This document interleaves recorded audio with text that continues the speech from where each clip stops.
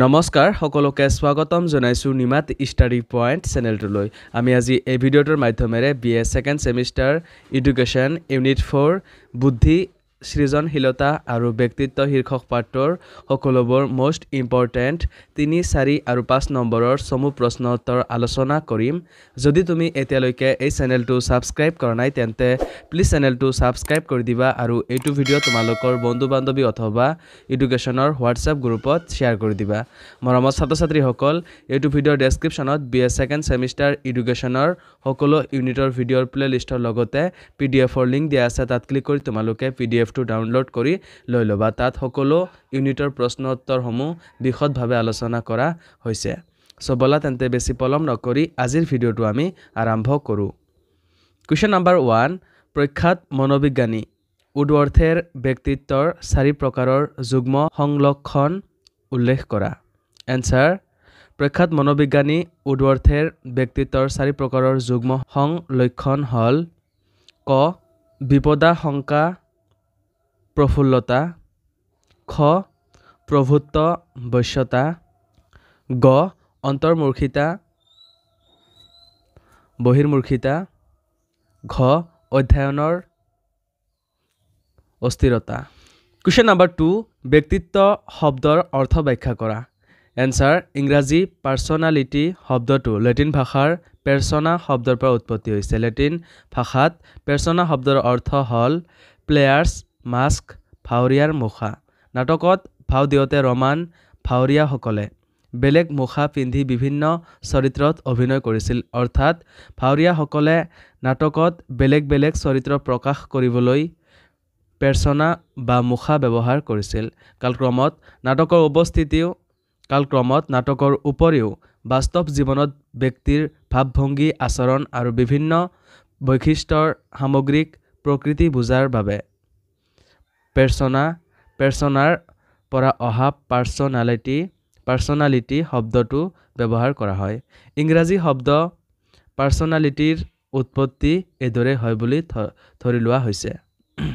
সৰ্বসাধাৰণ মানুহৰ দৃষ্টিভংগীত ব্যক্তিত্ব হল ব্যক্তিৰ কোনো আকৰ্ষণীয় গুণ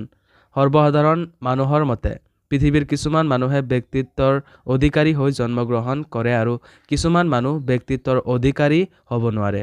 ব্যক্তিত্বৰ অধিকাৰীসকলে পৃথিৱীত অসাধাৰণ সাফল্য লাভ কৰি খ্যাতিপূৰ্ণ জীৱন যাপন কৰে আৰু ব্যক্তিত্বহীন লোকে যশস্যাহীনভাৱে সাধাৰণ জীৱন যাপন কৰে আন কথাত ক'বলৈ হলে আমি অসাধাৰণত্বক ব্যক্তিত্বৰ লক্ষণ বুলি ধৰো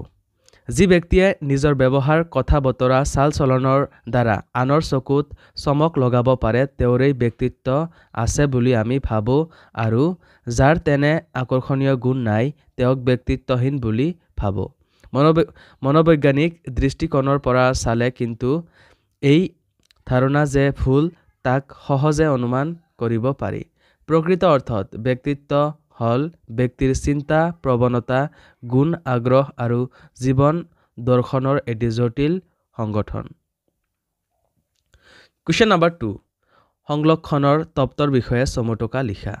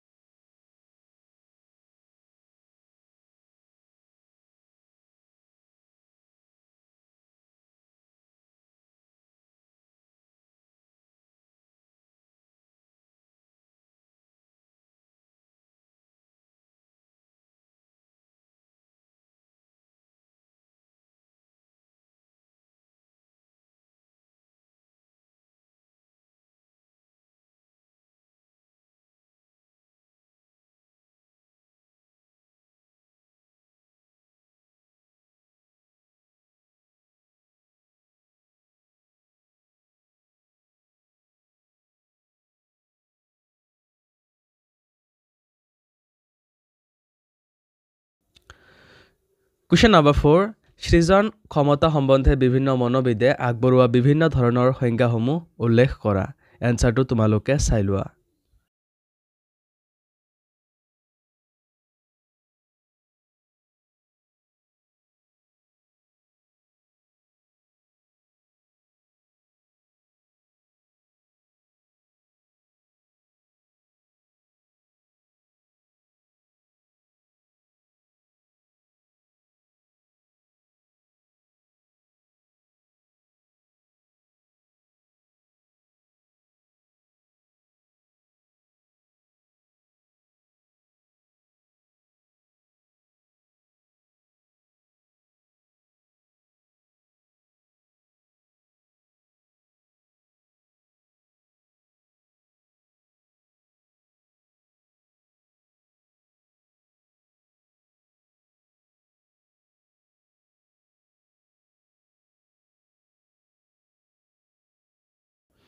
কুৱেশ্যন নম্বৰ 5 সৃজন ক্ষমতাৰ ধাৰণাৰ বিষয়ে চমুটকা লিখা এনসাৰটো তোমালোকে চাই লোৱা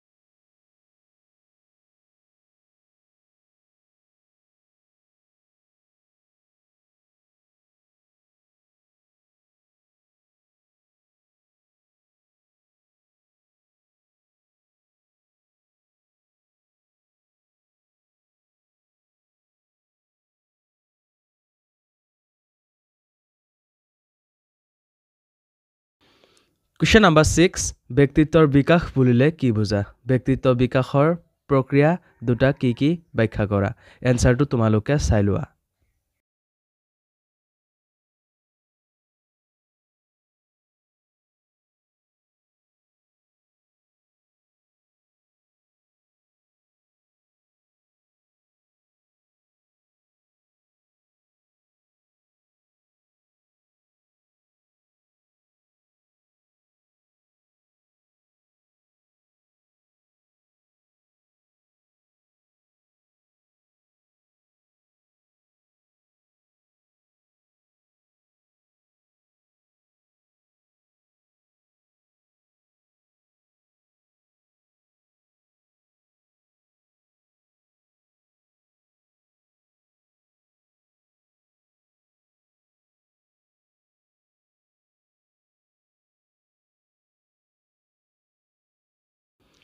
কুৱেশ্যন নম্বৰ 7 ব্যক্তিত্ব কি শিক্ষাৰ ক্ষেত্ৰত ব্যক্তিত্ব অধ্যয়নৰ গুৰুত্ব সম্পৰ্কে আলোচনা কৰা এনসাৰটো তোমালোকে চাই লোৱা